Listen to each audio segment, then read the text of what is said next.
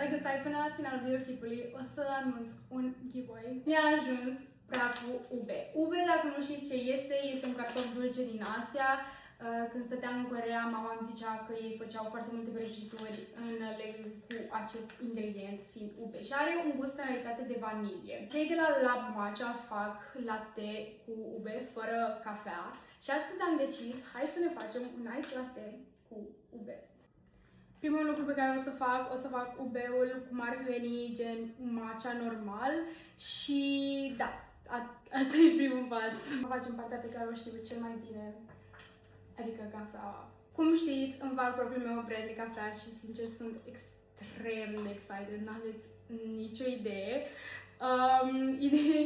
Mereu zâmbesc. Voiam să filmez tot procesul, am crezut sincer că o să fie mai interesant de filmat, dar nu este deloc.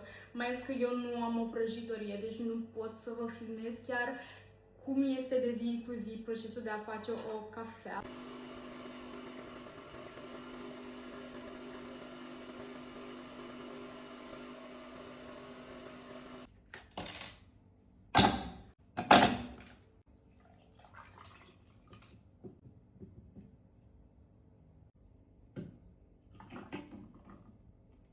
Bun, sincer, chiar v-aș recomanda să vă faceți un ube ice latte. Și acum, ca să rămas până la final, vă anunț giveaway-ul.